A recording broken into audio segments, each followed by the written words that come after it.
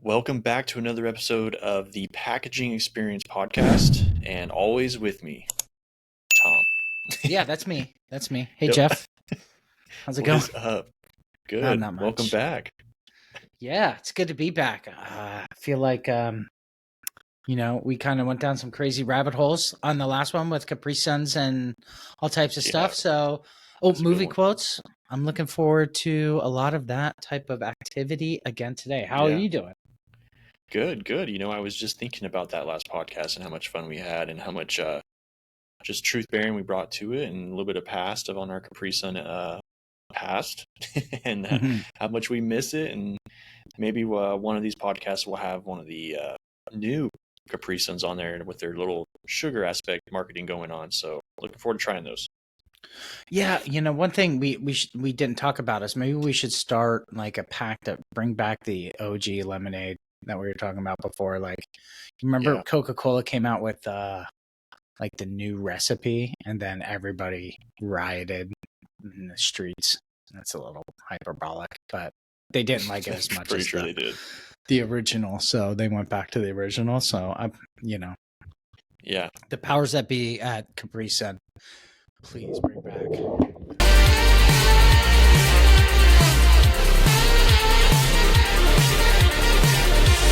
yeah. What are we So talking before about? Tom, What are we doing? What are we doing today? fantasy and U.S. Plastic Pact. Oh, And okay. yeah, the only reason why we talk about fantasy on this podcast is because, well, one, Tom and I are sports junkies, and we want to bring some livelihood to that topic. And we just have a lot to talk about. And it may not always be what you think we're talking about, but it's definitely going to be about sports and packaging. So, Tom, you want to start off with how crazy just fantasy's been in general lately?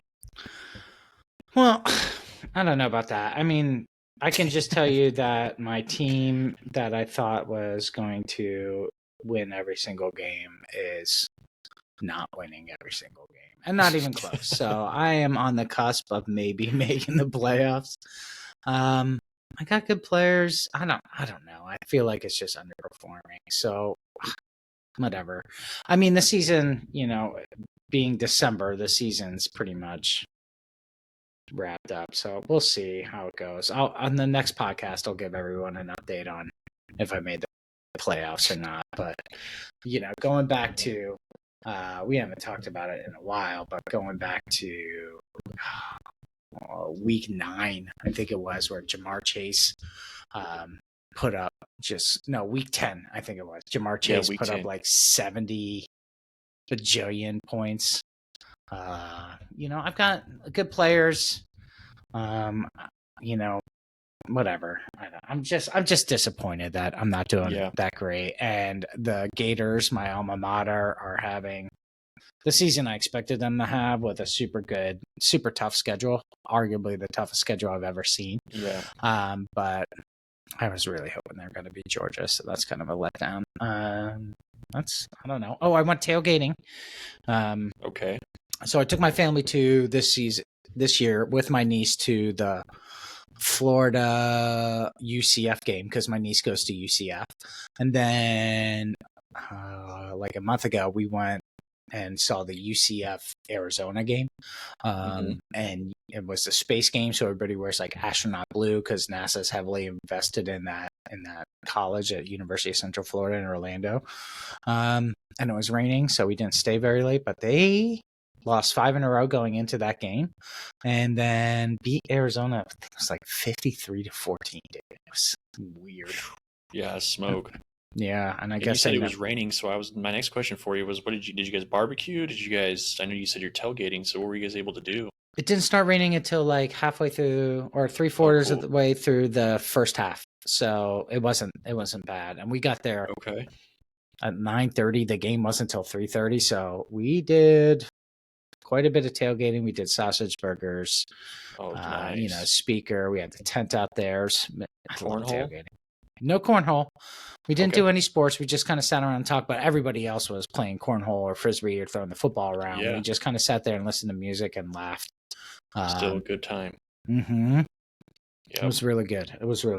Yeah, and just for the listeners out there too, I think where Tom was coming from a little bit from fantasy is that it's been, I know I said it's been that one week where Jamar Chase just went insanely crazy. But ultimately, I mean, this year has just been so weird. I mean, we see. I mean, obviously, we got the Kansas City Chiefs always undefeated, but as far as like injuries and players and teams that we were supposed to see skyrocket or do better than they were last year, it just, yeah, it's like a walk of shame for the NFL right now. And I just feel like it's not very as interesting as we thought it was going to be. And of course, number one team is not where we want to see them, number one. And I don't even know if I want to talk about this anymore because, I feel like it's just, it is depressing. I lost 4 players on my end. I lost Christian McCaffrey. I lost, yeah. I don't even think he played a snap, did he? Nope. Nope. Yeah. Same thing. Did you have the first overall draft pick then? Yeah. And so you just set that on fire, basically. Yeah, pretty much. Just took a bomb to it, and there goes my season. So yeah, as you can know, I'm second to last place, and I don't want to talk about it anymore. All right, chat. So just kidding. Skibbity.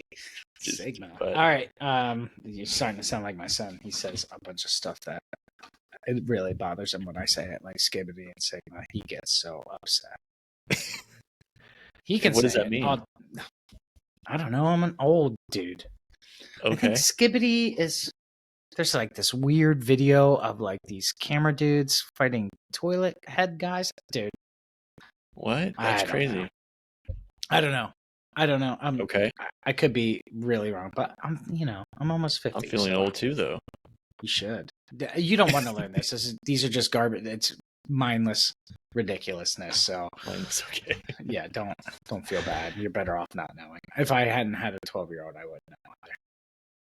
Yeah, and I think the last video we were supposed to say smash the like button. We forgot. You're just gonna have to edit that in. Yeah, we'll have to AI it. Nowadays I could just AI that. So if your son's watching this, just let him know that we'll speak to him personally. We are so sorry. Yeah, I will. He gets upset when I don't do that. He still clowns on us for the amount of subscribers that we have. But whatever. One day we'll be big. Just one day. One day I'm looking for that moment where I'm like, told you so. Yeah, I hate when anybody's like, hey, they have a podcast, and they say it to somebody young, because that's the first question. How many subscribers you got? Yeah. I don't know, 27? Dog. Yeah. What's up? 27,000. Mr. Beast has 10 million. Well, Mr. Beast is about to go to jail, so at least I'm not doing that. Yeah, at least we're not doing that. At least we have a disclaimer. So yeah, exactly. I mean, I'm no Joe Rogan, but yeah. Wow. We'll be there one day, though. We'll have our own platform, our own studio. Yeah. Soundproof. Yeah, it'll be nice. One day. Well, let's jump into our topic today. Our topic today is U.S. Plastic Pact. The reason why Tom and I wanted to get into this one is, one, it just conforms with who we are, what we stand for, and what we want to see the future be. And there's a lot of good things that come from it. We're going to be talking about Ellen MacArthur's foundation and what that offers and the 5 steps that she offers as well. And let's get into it.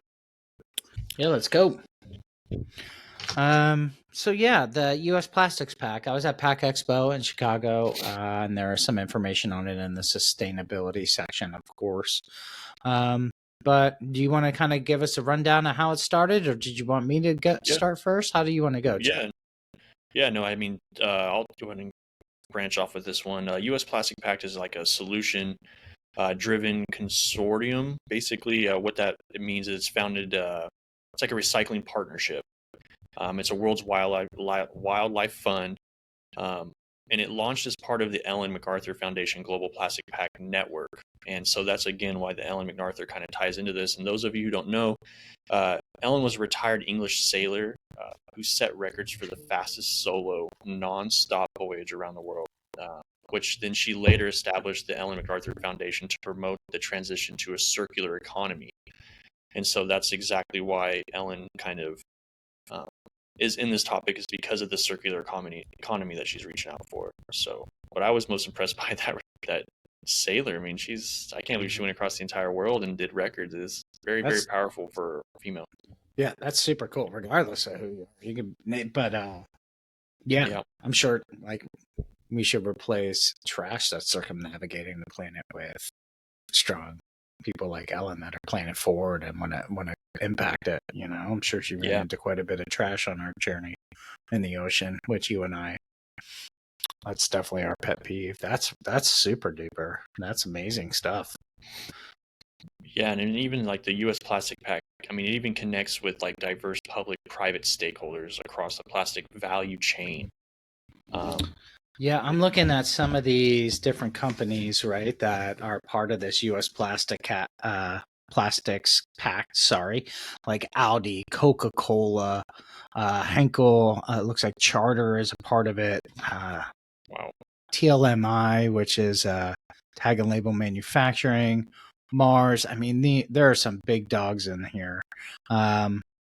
Avery Dennison, like a lot of these people either produce stuff to make packaging or are major brands that are involved. So how this materializes for us is that a lot of these major brands, since we do flexible packaging for private label retailers like Audi and Great Value for Walmart and Kirkland for Costco, is a lot of these people have made this Ellen MacArthur Foundation commitment by 2025, right, to make sure that there's all of their plastic has some sort of circular economy to it when it can. Sometimes you can't. If you remember the dangers of recycle steam episode, I think that was 2 of the packaging experience. If you don't, go back and watch it. There's not everything you can do. As much as you want to save the planet, there's still things that you have to do differently for certain solutions, just so we're not hurting people. But I mean, there are some heavy hitters here. And then something that's, I think Freedom Packaging is really looking to join the U.S. Plastics Pact here soon as well. So looking forward to that. Yeah, that's huge. Yeah, so we kind of understand how it started. Did you want to run us through like some of that mission and vision, or did you want to kind of jump into the roadmap of what's trying to do, like the 5 steps of the roadmap? Yeah, so let's jump into that 5 steps of the roadmap. Okay.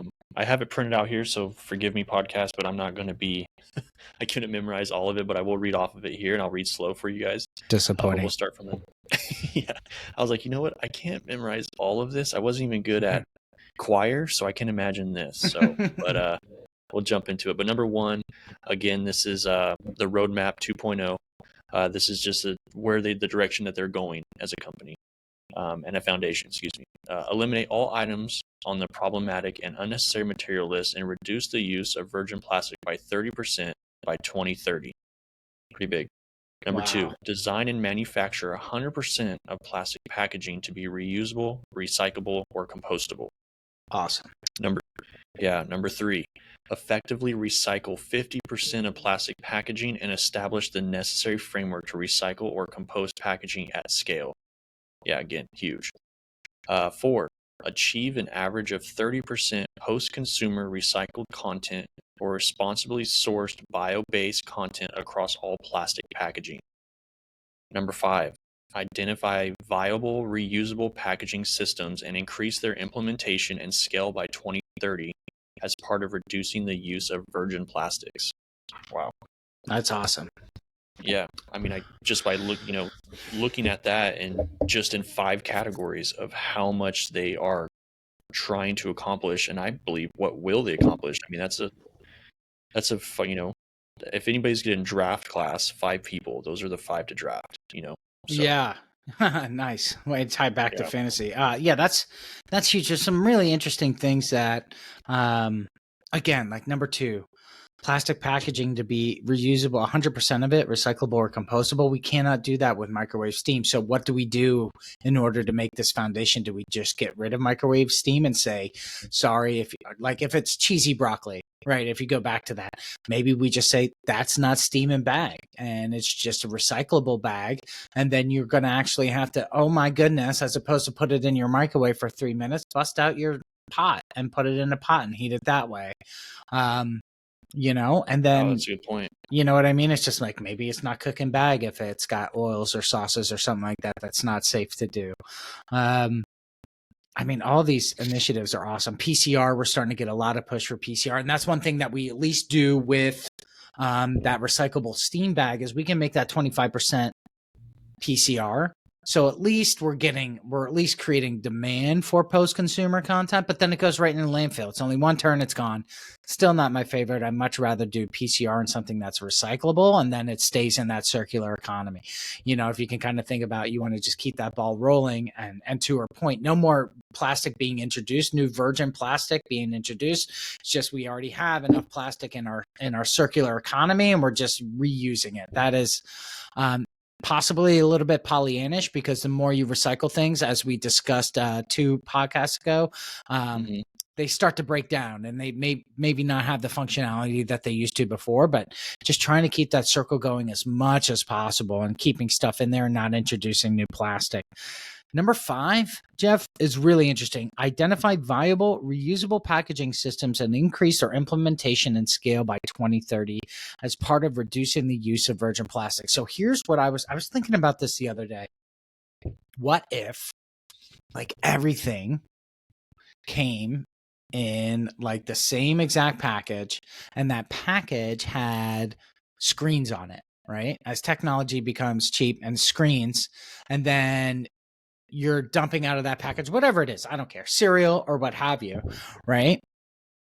And then when you're done with it, you put it in your bin and it goes back. They clean it. They do everything they can. And then, as opposed to a label or having to reprint it, it's just that company refills it. And on that screen, they put whatever new brand, company, or whatever is in there on there. Right. So it's like, basically, because that's the issue with packaging, is you have to print it specifically for that brand. But if you can change the brand and the representation on the packaging just by digital screens, is that the solution? It'd be really cool. I mean, Freedom might go out of business because we print packaging, but from an impact on the planet, really, like, you make a finite amount of packaging, like I said, and then it's just, you're sending that package in. You buy that package at the store filled with whatever contents, you empty it, you put it in a thing, it goes back into the stream. Whatever brand ends up getting that packaging again, cleans it, puts their product in there, changes the screen to reflect their product, and it goes back to the store. And there's a circular economy with something that never changes. And we're far from that, but 2030 is right around the corner. I mean, I think that's something that's doable. And I mean, screens are so cheap now, that would be really more the consumable than the food or the packaging. Is like, when those screens start to fail, they would have to be replaced. But screen to go over a package has got to be cheap. Yeah.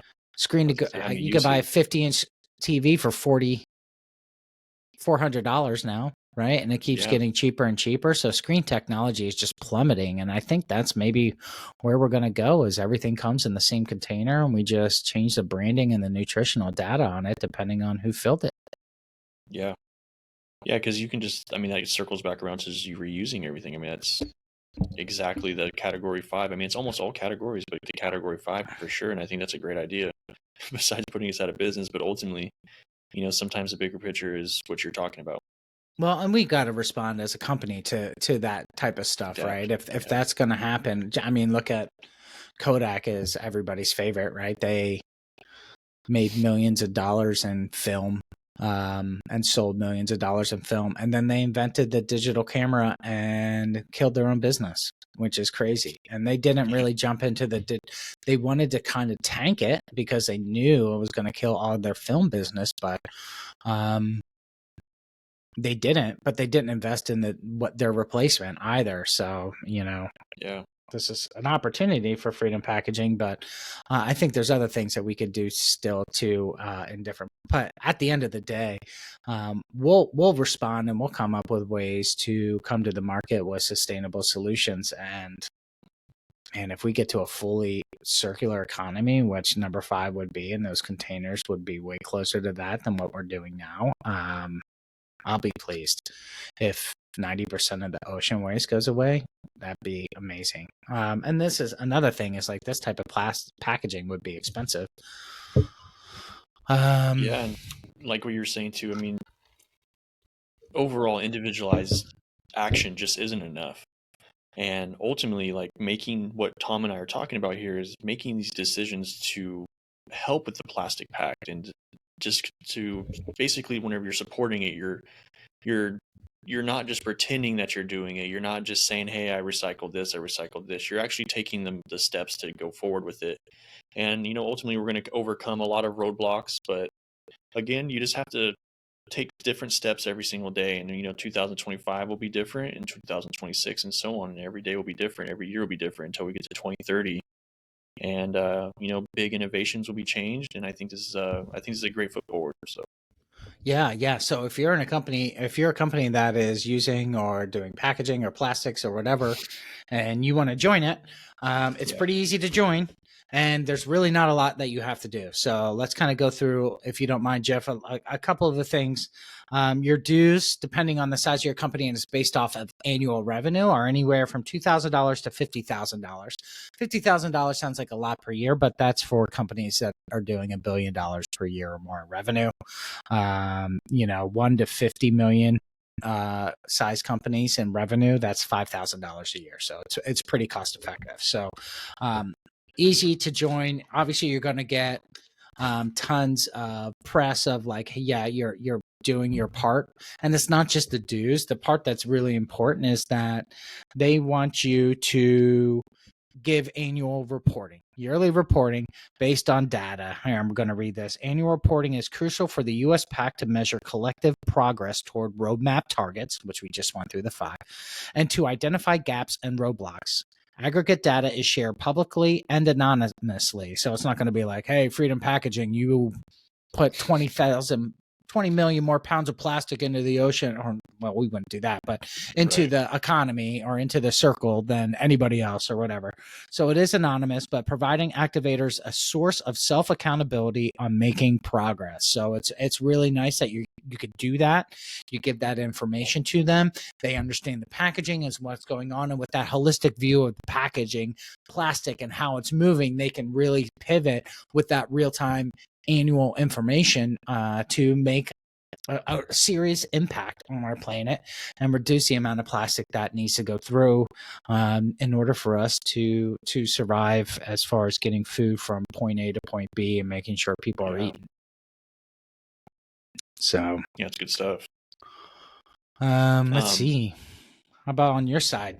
Anything else? I mean, this seems like a no-brainer for us, right? We just need to join and start doing this, and I can report on all of our steam and our pillow bags and our gusseted stuff. So yeah, I love it. I don't think I have much more to report, considering that we already hit home with like how much how many organizations are doing this. Another thing that I don't know if we want to kind of dive into it too much, because I know what our future podcasts look like, but ultimately, there's a huge graph of how much plastic is in the ocean and how much damage it's been doing. And ultimately, that's kind of what we're talking about here today. Is we did those five lists of roadmaps, and that's what to help prevent from that happening and continuing to grow, because it's only growing. And I mean, it's ultimately up to us. Yeah. I think when you look at those countries, we should definitely say that for the next one, because we're talking all about ocean plastic. So I'm going to put a pin in what I was going to say, because I was about to go down a long road on that. But yeah, so this is so switching gears out of that. Let's sum up real quick. U.S. Plastics Pact, Ellen MacArthur Foundation, awesome 5-step 2.0 roadmap of really how we reduce how much plastics are being generated, virgin plastic is being used, and really the goal is to create a true circular economy with everything is reusable. So we're not bringing any virgin plastics back in. Awesome. Look it up online. Join if it makes sense for your company. If you join that and the SPC, the Sustainable Packaging Coalition, they both cost right around the same. You're in a good spot there of really doing some positive things for the planet and reducing ocean plastic, which is Jeff and I's passion. Let's keep plastics out of the ocean. But this is the December podcast. Is this the December podcast, right? That's crazy. Yes. That's exciting. What was I going to say? Oh, I don't know. Smash and like, but I just wanted to wish all of our followers, Merry Christmas, Happy Holidays, and all that stuff. I think we forgot to mention this, Jeff, but we're changing our frequency just due to, we kind of alluded to it at the end of our last podcast, but Jeff and I have some personal things going on, so we just haven't had the time to really do the filming that we would like. So temporarily, we're going to change the frequency of the Packaging Experience podcast from once every other week to once a month, probably until January, February. So sorry about that. I wish we could do twice as much, but in February, we're going to be pounding it. Maybe we'll go to once a week. We definitely want to increase the frequency, but just with some personal things going on, we just have to prioritize, unfortunately, a little bit away from the packaging experience. Although I hope this comes through. It's a passion for Jeff and myself for sure. Yeah, absolutely. And we could even change it into seasons, episodes, even though we're already in episodes, but you can do it as in like chapters. So if it's easier and more fun for people to follow, we can definitely turn it into like a series, like every 7-8 months you get the packaging experience and then there's 3 months off, and it's like a TV show type scenario. So looking forward to hearing back your guys' feedback, but ultimately what Tom is saying, yeah, we appreciate you guys and thank you so much for tuning in. And yeah, we're always excited to do these, and we're looking forward to hearing some feedback on like maybe some topics that you guys want to hear us talk about. Maybe something in fantasy. What are your guys' input on fantasy? And so much more. I mean, do you guys deep sea fish? Do you guys deep sea dive? Snorkeling? You guys do all that stuff that we enjoy, and we're looking forward to hearing back to seeing what you guys do and what you guys enjoy to do. So we appreciate it. Right on. Awesome. Yeah. And yeah, smash that like button. Don't forget to subscribe. Tell your friends the Packaging Experience is the best little podcast that nobody's heard about yet. And that's your fault because you're not spreading the word. Do your job. Join the U.S. Plastics Pact. Join the Sustainable Packaging Coalition and tell everybody to join and sign up for the Packaging Experience podcast starring yours truly, Tom Houndstein, and always with me, my boy, Jeff Evans. We're here. We appreciate you guys. We hope you guys have a good one, and we'll see you guys in the next one.